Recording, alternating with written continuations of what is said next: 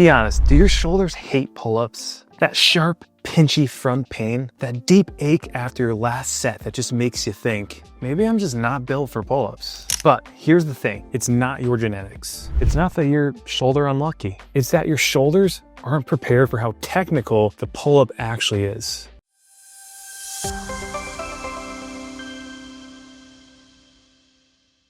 Most people treat pull-ups like a back and biceps move, but really instead they're a shoulder stability test. And most lifters unfortunately fail that test because their scapula doesn't know how to move or stabilize correctly. When your shoulder blades don't glide downwards and control that pull as you bring your body up to the bar, your smaller stabilizers being your rotator cuff and your front delts get hammered trying to hold the joint together. So today I'm breaking down 3 key drills that'll make your pull-ups more shoulder friendly. This means you're gonna feel smoother motion, stronger muscles activating, and pain-free while you do it. These are simple, band-based movements that teach your body most things that lifters tend to skip.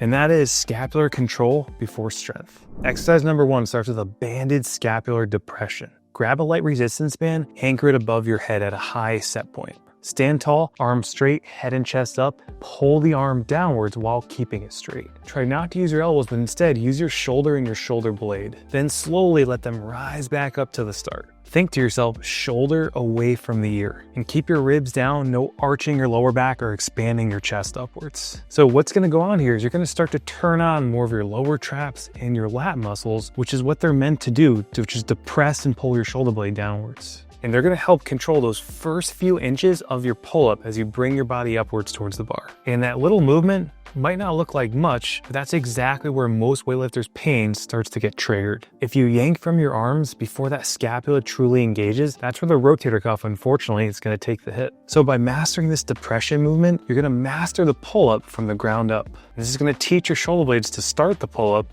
not the biceps. Do 2 to 3 sets here of 10 to 12 slow but controlled repetitions. And you wanna really focus on tension, not on power.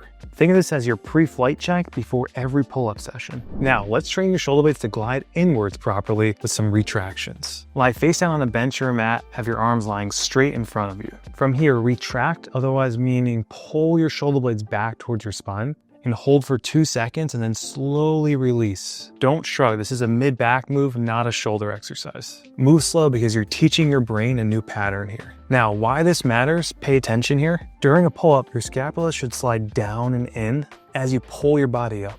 Most people skip this rhythm entirely and just pull straight with the arms instead. Over time, that disconnect leads to impingement, inflammation, and that dreaded click or catch in the front of that shoulder. This drill is going to strengthen the rhomboids and the middle traps, the muscles for really contracting during that glide motion, bringing those shoulder blades towards the spine inwards. Basically reminds your shoulder blades how to dance again. Now, just like before with the previous exercise, do about 2 to 3 sets of 10 to 12 slow controlled reps. Feel the muscles between your shoulder blades fire, not your lower back. Now we're flipping positions and we're training shoulder control from a whole new angle.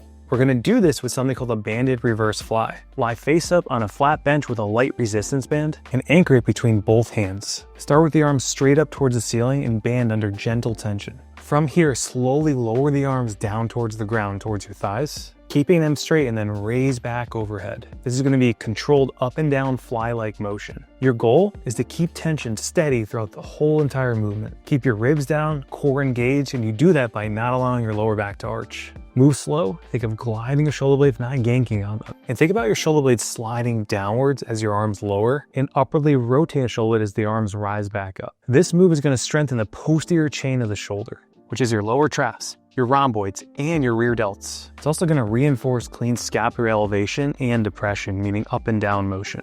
And this is exactly what people tend to lose, especially being in the gym with any type of pressing or pulling movements. If your shoulders tend to pop or they click, especially at the top of a lift, this is the kind of control work that you need to implement that fixes it. Teaches your scapula how to move in sync with your arm, not against it. And for this exercise, we want to do about 2 to 3 sets of a little more repetitions here, being around the 15 to 20 range. Now, to wrap up, here's the truth. Shoulder pain during pull-ups isn't a pull-up problem. It's a control problem. If your scapula can't move freely up and down, your stabilizers take over. And they're not built for that. But when your lower traps, your lats, and your mid-back start working together, things tend to change. Your pull-ups feel smoother, your shoulders stop screaming, and your strength skyrockets because your movement finally makes sense. So before your next workout, take 5 minutes and do this shoulder prep work. And to recap, that's banded scapular depressions, learn to set before you pull, prone retractions to retrain that scapular glide, and lastly, banded reverse flies, building balanced but ball-proof stability. Stick with it and you'll go from shoulder pain to shoulder power here. If this helped, hit that like button, make sure you subscribe so you don't miss any of our new videos coming out every week on Fridays. And if you want to learn more about what our clients use to get pain-free, watch this video down below that explains our 3-step system to reduce your shoulder pain. Thanks for watching and we'll see you in the next one.